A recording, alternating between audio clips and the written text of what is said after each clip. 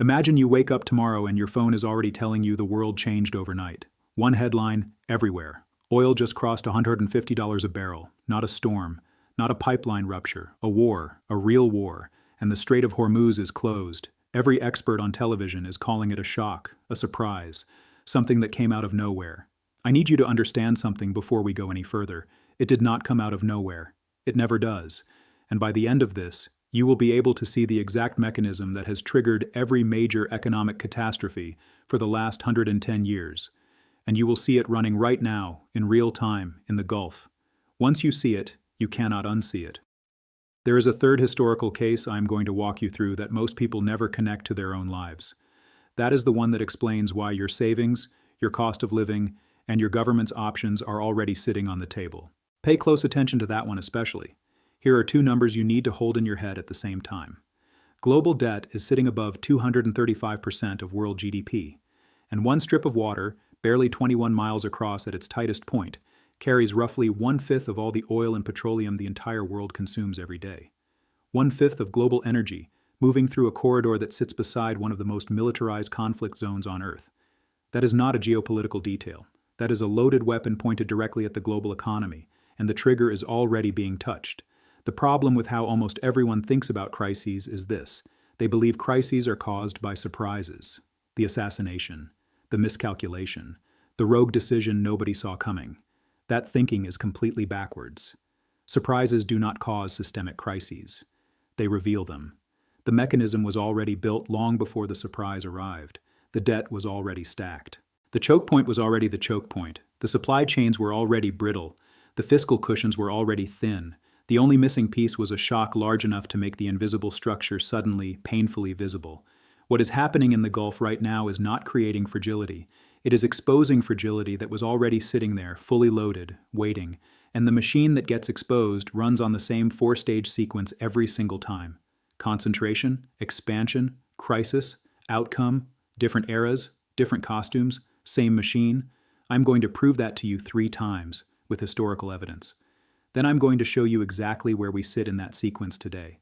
The first proof is Europe before 1914.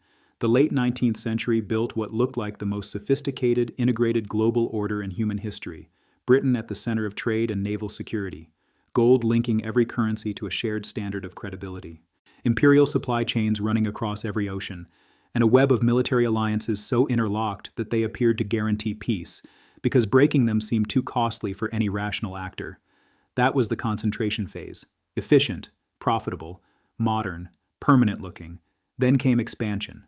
Arms races accelerated. Colonial competition turned hostile. Credit deepened across borders. The system grew bigger and richer year by year, but beneath that growth it was becoming more brittle with every passing month. The smooth functioning of all that finance, all those shipping lanes, all those industrial contracts, now depended entirely on restraint among rivals who were becoming less restrained by the season. Then came crisis, and here is the part that history books consistently get wrong. Sarajevo did not cause the First World War. Sarajevo was the trigger for a system already coiled so tight that a single assassination activated alliance commitments, mobilization timetables, and strategic paranoia across an entire continent within days. The structure caused the war. The assassination merely lit the fuse the structure had been building for years. Then came outcome. War spending detonated public finances. Gold convertibility collapsed. Inflation surged. Empires that had looked permanent fell apart within 4 years. And the Treaty of Versailles, rather than repairing the broken structure, poisoned the next one, loading it with reparations, resentment, and unresolved debt, which is exactly why an even larger convulsion followed within 20 years. The lesson is brutal and simple. Concentrated systems under expansion do not fail gracefully. They fail catastrophically. First, geopolitically, then financially. In that order, every single time. The second proof is the American dollar system from Bretton Woods in 1945 through the collapse of 1971. After the Second World War, the United States sat at the absolute center of the global monetary order. The dollar was tied to gold at a fixed rate. International trade ran on dollars. American industrial output, military power, and financial credibility formed the foundation of everything the global economy rested on. And because the center of the system was so deeply trusted, it was permitted to overextend far longer than anyone should have allowed. Concentration, check. Then came expansion. The United States financed Cold War competition across 3 continents simultaneously. It widened military commitments in Asia and Europe. It expanded domestic social spending. Dollars flooded out across the world. Foreign claims on American gold reserves kept climbing. And confidence stayed high throughout all of it, because when you trust the center of a system completely, you stop watching the cracks forming underneath it. Then came crisis. August 15, 1971. Nixon closes the gold window.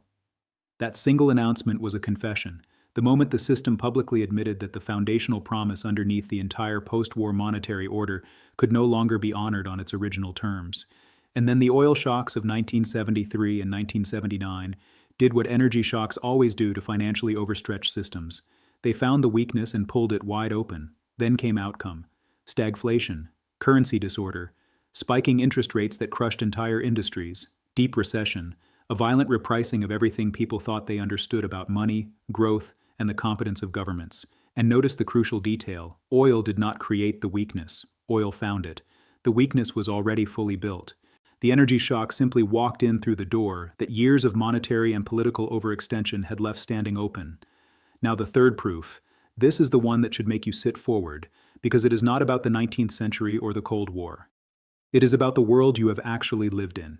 The 1990s through the global financial crisis of 2008. The concentration this time was different in form, but identical in function. Not in empire or gold, but in dollar liquidity, American housing finance, global reserve recycling, and an international banking architecture that had genuinely convinced itself that leverage was the same thing as intelligence. The world concentrated not just power, but risk, deep inside balance sheets and off-balance sheet vehicles that nobody in authority wanted to examine too carefully, because examining them would have ended the party. Then came expansion. Cheap money, securitization, derivatives layered on top of derivatives. The global financial machine created the convincing appearance of dispersed risk, while actually concentrating it into increasingly fragile pockets. Consumption in one part of the world ran entirely on debt creation in another. Asset values climbed, which validated more leverage, which pushed prices higher, which justified even more leverage on top of that. The machine was feeding itself and calling it prosperity. Then came crisis. Housing prices turned, mortgage securities cracked, interbank trust evaporated overnight, and the entire structure was exposed for what it had always been underneath the sophistication, a confidence system built on the collective assumption that everyone could roll over their obligations forever. They could not. Then came the outcome, and this is the part most people completely missed, because they were relieved the system did not fully collapse. The outcome of 2008 was not a repair. It was a postponement. Central banks flooded the system with emergency liquidity. Governments rescued failing institutions with public money. Sovereign debt ballooned across the developed world. Interest rates were suppressed for over a decade to prevent the system from being forced to confront its own insolvency. The fragility was not resolved. It was socialized, refinanced, and quietly distributed across every major government balance sheet in the world. That is why global debt today sits above 235% of GDP. That is the unpaid bill from 2008, still sitting on the table, still growing, still waiting. And that unpaid bill is exactly what makes this moment so much more dangerous than any previous Gulf crisis. A system managed through debt suppression is exquisitely sensitive to supply-side inflation, because inflation attacks the medicine itself. Raise interest rates to fight it in a heavily indebted world, and you risk crushing growth and triggering the defaults the system has spent 15 years avoiding. Keep rates low, and you let inflation keep running. There is no clean exit from that trap. None. And energy shocks are the most efficient inflation delivery mechanism that exists in the physical world. Now apply the 4-stage pattern to what is unfolding in front of you right now. The concentration phase, 1/5 of global oil through one narrow strait. Decades of globalization that deepened energy interdependence with every passing year. Supply chains and just-in-time logistics built entirely on the assumption that commodities flow freely, reliably, and cheaply.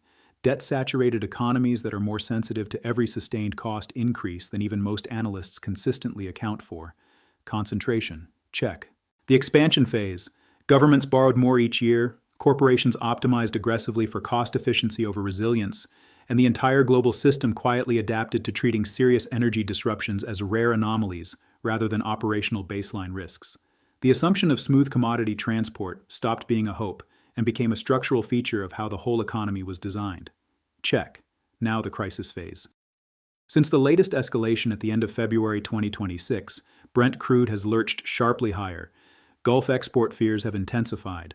Public warnings have emerged from participants closest to the infrastructure that prolonged conflict could halt regional energy exports within weeks. Shipping insurance is repricing in real time. Tanker risk premiums are climbing. Analysts are openly running scenarios in which prices surge far beyond current levels if Hormuz traffic is even partially constrained for any sustained period. This is the critical shift. The conflict is no longer geopolitical theater running in the background of the energy market. It has begun entering the actual plumbing of global energy transit. And here is what most market commentary still refuses to say directly. You do not need a permanent closure for this to turn catastrophic. You only need credible fear of disruption. Because once the market genuinely believes a route is vulnerable, every single contract attached to that route reprices immediately. Expectation itself becomes the transmission mechanism. A regional conflict becomes a global inflation event, without a single tanker needing to be permanently blocked. The price moves first. The physical disruption, if it comes, is almost secondary to the fear that preceded it. Now watch how the outcome phase begins assembling itself, because the chain reaction is already visible if you know what you are looking at. Higher energy costs feed headline inflation. Higher inflation reduces central bank flexibility. Reduced flexibility forces tighter financial conditions into economies already carrying historically elevated debt. Tighter conditions collide with slower growth. Slower growth generates political anger at a scale governments cannot simply manage away. Political anger produces demands for subsidies and emergency fiscal spending that deeply indebted governments cannot sustainably provide. In energy-importing developing nations, that produces balance of payments pressure and currency crises. In indebted developed economies, it means the return of the worst policy combination in modern macroeconomics: weak growth and sticky prices existing simultaneously. Stagflation. The exact condition the current financial system was never designed to handle and has no clean tool to resolve. And right on schedule, the denial machinery has activated. You will hear people say the market has survived Middle East scares before and always recovered. True, but only because the underlying system at the time was robust enough to absorb them. This shock is entering a world of far heavier debt, significant geopolitical fragmentation, and an energy infrastructure that has received almost no serious investment in genuine strategic redundancy for years. You will hear people say spare production capacity elsewhere can compensate, perhaps partially over time. But time is precisely what markets refuse to grant during chokepoint stress. Replacement barrels are not instantaneous. Shipping reroutes are not frictionless. Insurance repricing is not symbolic. You will hear people say technology will solve it. Technology helps extract, optimize, and hedge. It does not repeal physical geography. No algorithm widens the Strait of Hormuz. No software makes insurance markets comfortable again overnight. The belief that modern technological sophistication has permanently abolished strategic scarcity is among the most expensive collective delusions in history, and it is always stated with the greatest confidence in the final moments before reality re-enters the room. Pay close attention to one signal above all others right now, because it matters more than any analyst price target you will read this week. The Gulf states themselves have begun warning publicly that exports may be at risk. This matters enormously. Peripheral observers exaggerate constantly. Core participants who actually understand the plumbing do not issue warnings carelessly. When the people physically closest to the infrastructure tell you the system has moved from theoretical stress to operational stress, you are no longer in the scenario planning phase. You are already inside the event. Step back and look at what all three historical cases share at their core. Pre-1914 European administrators assumed their order was too integrated and too rational to fracture. It fractured completely. American policymakers in the 1960s assumed Bretton Woods' credibility could survive indefinite overextension. It could not survive even 1 decade of it. Pre-2008 financial architects assumed liquidity engineering had permanently dispersed systemic risk. It had concentrated it more densely than anything the system had seen before. Every single time, the people running the dominant order of their era made the same foundational error. They mistook duration for permanence. They confused the fact that something had not broken yet with proof that it could not break. And a system can survive repeated shocks while becoming structurally weaker with each one. That is in fact the most common pathway to terminal fragility. Not one sudden catastrophic event, but cumulative survival that quietly exhausts every available buffer until nothing remains when the next shock arrives. So what buffers remain now? Strategic petroleum reserves exist, but they are bridges measured in weeks, not solutions measured in years. Spare production capacity exists in a few places, but it is only meaningful while transport infrastructure and insurance markets remain functional enough to move those barrels to where they are needed. Fiscal support can cushion consumers for a limited time, but governments carrying debt above 100% of GDP do not subsidize pain indefinitely without triggering their own currency and bond market crises. Central banks can tighten or pivot, but either direction carries serious cost in this environment. Tighten into an energy-driven inflation shock and you risk crushing an already slowing global economy. Loosen into it and you risk letting inflation expectations become unanchored in a way that is extremely difficult to reverse. There is no clean menu of options here. That absence is itself the defining signature of the crisis phase. Every choice has become a trade-off. Control has given way to damage management. So what should you actually be watching right now in real time? Not the daily oil price headlines. Those are already late. Watch shipping insurance rates, because they price genuine operational fear faster than crude futures do. Watch the language coming from central banks for the precise moment it starts to sound like an institution trapped between two bad outcomes, rather than one confidently managing a temporary disruption. Watch which governments begin quietly announcing emergency energy supply agreements without holding press conferences about them. Watch inflation expectations in energy-importing nations that carry high household debt, because that is the exact location where political pressure will surface first and most intensely. And watch whether official language shifts from describing a temporary disruption to acknowledging a structural adjustment, because that shift, when it comes, is the confirmation signal that the outcome phase has fully and irreversibly arrived, because underneath all of this lies the deepest truth about what energy actually is in the modern economy. Oil is never just oil. Oil is transportation cost, food production cost, manufacturing cost, heating cost, fertilizer cost, military operational cost, and the cost of political legitimacy itself.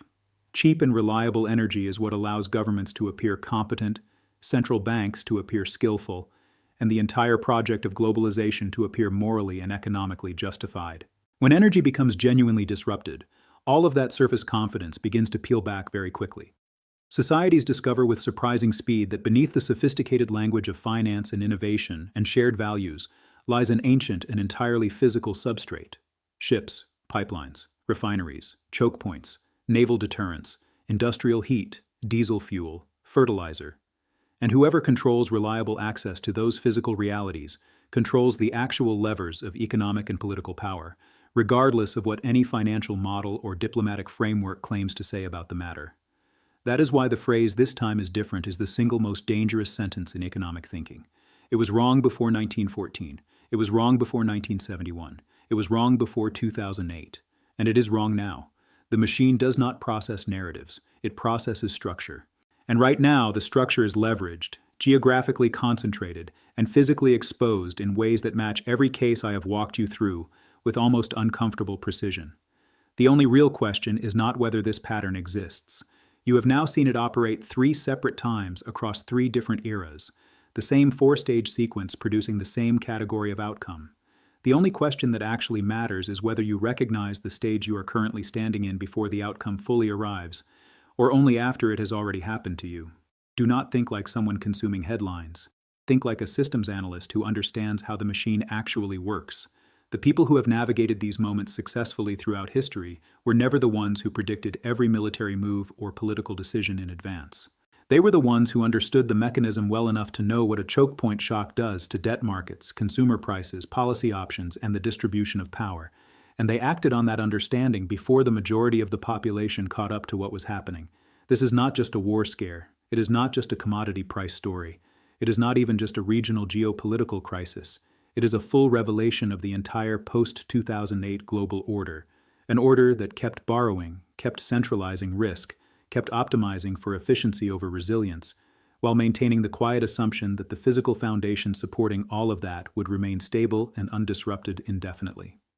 Now, one of those foundations is shaking, and when a foundation shakes inside a system carrying this much debt, this much concentrated risk, and this much suppressed fragility, the tremor does not stay contained to its origin point. It moves through currencies, through elections, through interest rate markets, through supply chains, through corporate earnings, and through the public trust that holds political systems together. It moves through everything, because everything in the modern economy is connected to everything else through the substrate of energy and debt. The next video covers exactly what has historically happened to currencies, savings, and asset values during the outcome phase of this sequence, and which specific structural moves have actually protected wealth during every prior version of this pattern. If you have stayed with this to the end, that one was made specifically for you. Subscribe now so you do not miss it, and drop a comment with your honest answer to this question. Do you think the world is genuinely in denial about what is unfolding right now? Or do you actually believe this time is different? I read every comment. That conversation is worth having.